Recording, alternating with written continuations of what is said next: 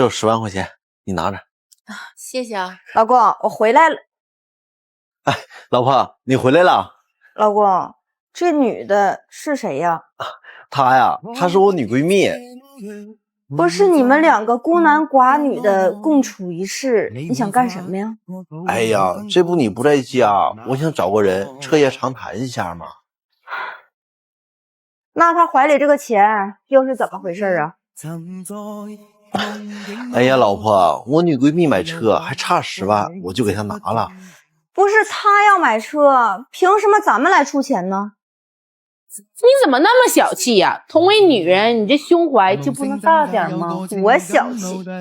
我小气吗？你怎么打我女闺蜜啊？打你女闺蜜怎么了？我还打你呢！